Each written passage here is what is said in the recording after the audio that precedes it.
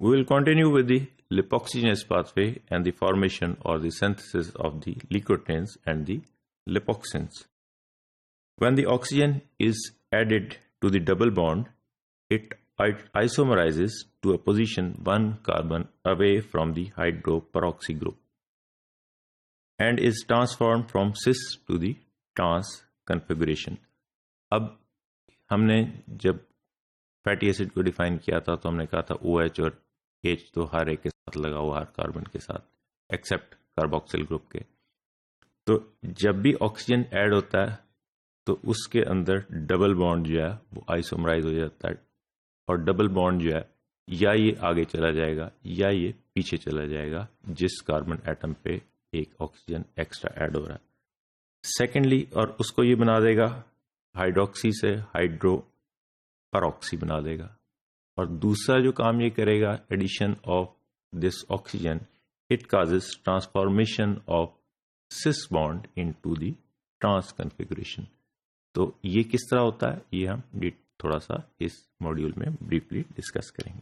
This is the structure of arachidonic acid as we have already seen. और ये हमने देखा कि इसके अंदर जो है वो 4 डबल बॉन्ड्स हैं। अब 5 लिपोक्सिनेज हमने बोला कि उसने ऐड किया hydroperoxy group in the at the 5th position, और इसने डबल बॉन्ड को शिफ्ट कर दिया नेक्स्ट पोजीशन के ऊपर, वी कैन सी हियर। इसी तरह 12 लिपोक्सिनेज ने 12 हाइड्रोपेरोक्सी इकोसा टेट्रानोइक एसिड बना दिया कि इसके अंदर एक ऑक्सीजन लगा, उसकी वजह से हाइड्रोक्सी जो है हाइड्रोपेरोक्सी में कन्वर्ट हो गया और 12 HPETE बन गया। इसी तरह 15 लिपोक्सिनेज जो है उससे 15 HPETE बन गया। अब ये हम देख रहे हैं कि यहाँ पे 12 HPETE में और 15 HPETE में क्या हुआ कि एक तो डबल बॉन्ड की शिफ्टिंग हो गई, और दूसरे हम स्ट्रक्चर को देख रहे हैं कि ये स्ट्रक्चर खुल गया, चौड़ा हो गया। उससे क्या हुआ कि ये सिस पोजीशन की बजाय ट्रांस पोजीशन में कन्वर्ट हो गया। तो 2 काम किए इस ऑक्सीजन के एडिशन ने। एक तो जो डबल बॉन्ड था उसको शिफ्ट कर दिया अपने उससे, या आगे ले गया या पीछे ले गया, और सेकेंडली एरेक्डोनिक एसिड के डबल बॉन्ड को सेकेंडली उसने ये किया कि उसकी जो पोजीशन थी वो सिस पोजीशन थी, वो जब भी ऑक्सीजन ऐड होगा वो उसको ट्रांस पोजीशन में कन्वर्ट कर देगा।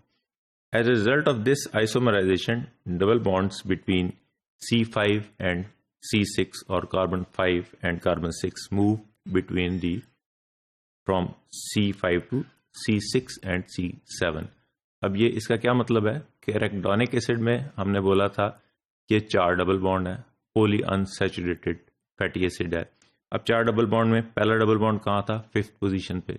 जब इसके अंदर एक ऑक्सीजन ग्रुप हुआ, आ गया, ऐड हो गया, तो डबल बॉन्ड जो है ना वो पहले 5th पोजीशन पे था।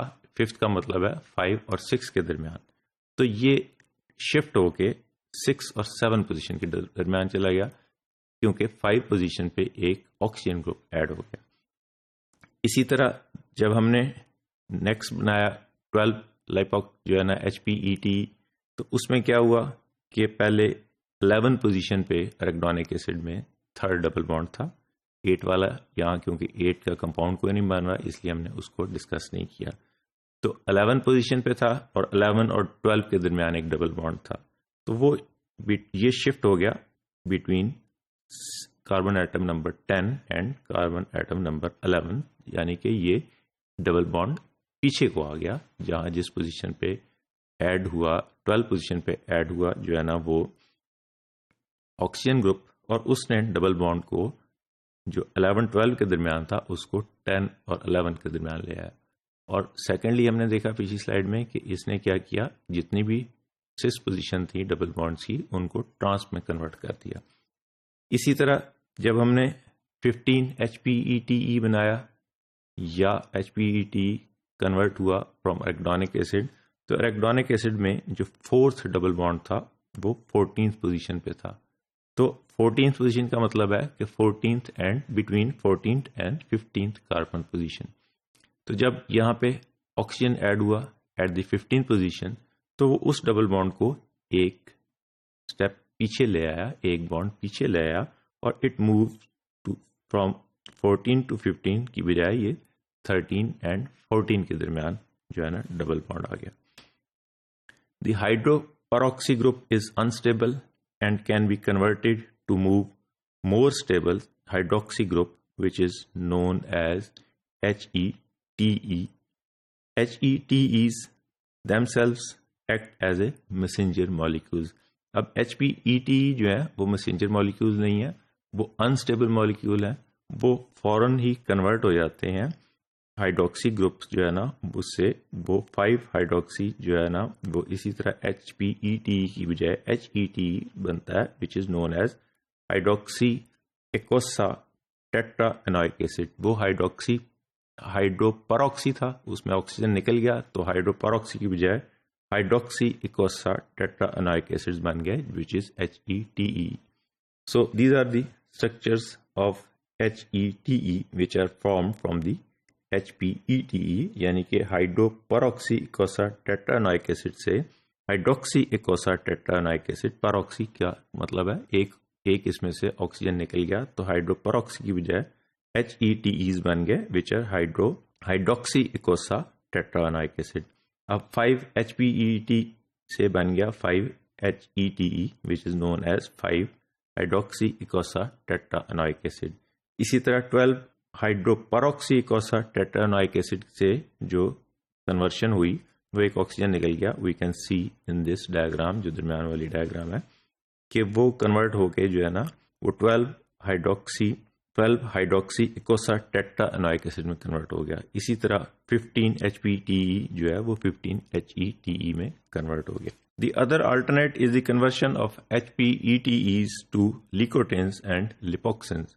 एक तो हमने कहा कि एराकिडोनिक एसिड से HPETs बन गए और HPETs से HPETs बन गए, जबकि दूसरा अल्टरनेट जो है वो लिकोटेन्स और लिपोक्सिन्स जो है ना वो भी बन रहे हैं। तो साइक्लोऑक्सीजनेज से 3 किस्म के कंपाउंड बन गए, एक तो HETs, second are the leukotrienes and third are the lipoxins. These licotins and lipoxins are more potent and have more defined physiological functions as compared to HETs. The licotins and lipoxins have 3 to 5 double bonds as described earlier in comparison to the prostaglandins which have 1 to 3 double bonds. हमने prostaglandins में define किया था कि उसमें prostaglandin E1 में 1 double bond है, E2 में 2 double bond है, E3 में 3 डबल बॉन्ड है। लेकिन हमने साथ ही जब इस मॉड्यूल को लिपोक्सिनेस पाथवेज को शुरू किया हमने, तो हमने वहाँ डिफाइन किया कि ये डायरेक्टली 3 सीरीज से शुरू होते हैं। तो इसमें जो पहला कंपाउंड बनेगा उसमें 3 डबल बॉन्ड है, इसलिए उसको जो है ना लिपोक्सिनेस या लिकोटेन्स जो है लिकोटेन्स 3 या लिकोटेन 4 या 5 कहेंगे according to their having the number of double bonds in that particular licoteins or lipoxins.